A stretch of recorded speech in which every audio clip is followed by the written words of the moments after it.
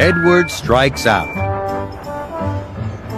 All the engines of Sodor are very happy to work on Sir Topham Hatt's railway.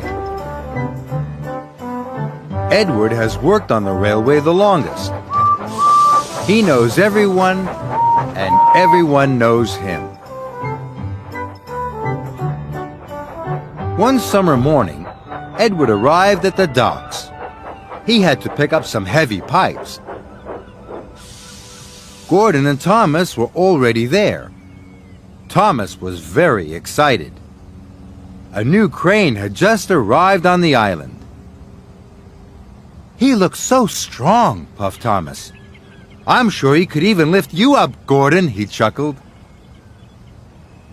Gordon didn't think this was funny, and Thomas chuffed away. "That crane might be big," Gordon sniffed, "but he has no engine. He can't move unless another engine pulls him."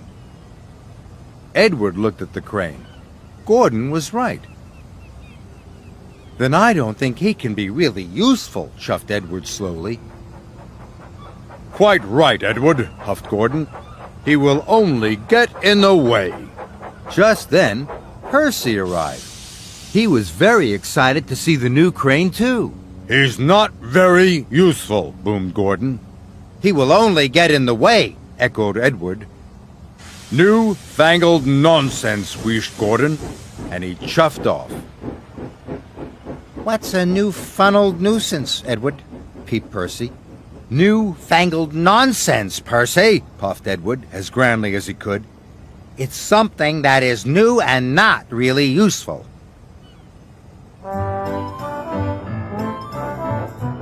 Edward's freight cars were right next to the new crane.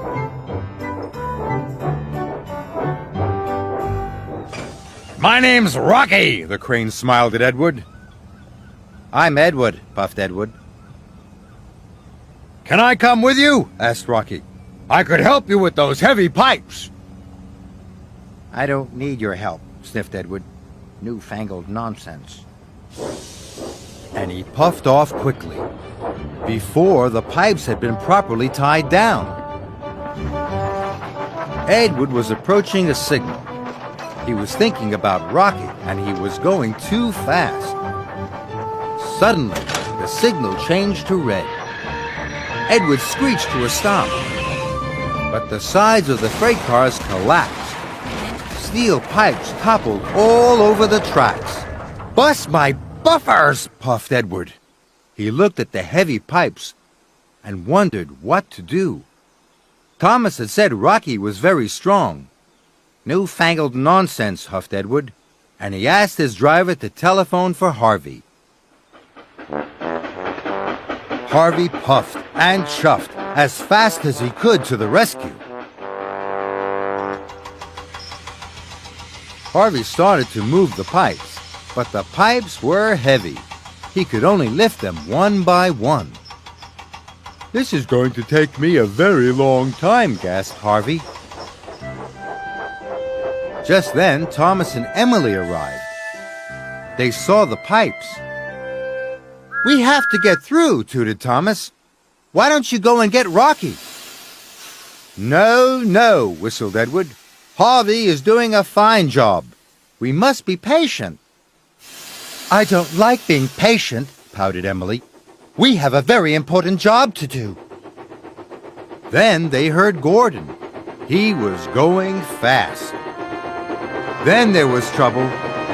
Gordon hit the pipes with a loud crunch. He came off the tracks. It was a terrible mess. "I can't lift Gordon," sighed Harvey. "He's too heavy." "Edward, we need Rocky," tooted Thomas. Gordon sniffed.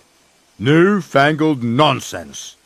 But Edward knew this was a disaster, and he knew that Harvey couldn't lift Gordon.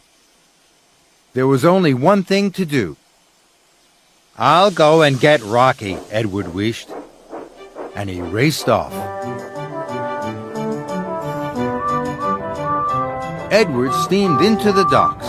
"Rocky, we need your help," he whistled. "It's an emergency." "I'm ready and waiting, Edward," whistled Rocky happily. So Edward buffered up to Rocky, and together they left for the junction. Go get him, Edward!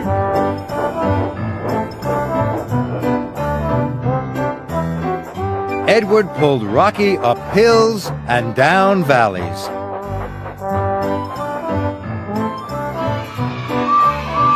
Everyone cheered and waved at them.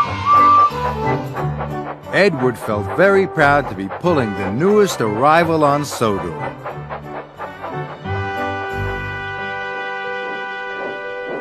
Edward soon pulled up with Rocky. I can fix this, Rocky smiled.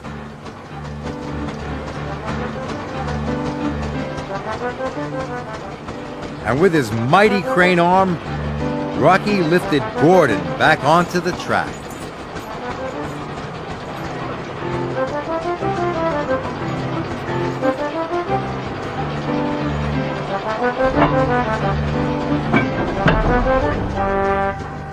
Gordon was surprised. Thank you, Rocky, he huffed. Good work. Then Rocky lifted all the pipes off the rails. The job was done in no time.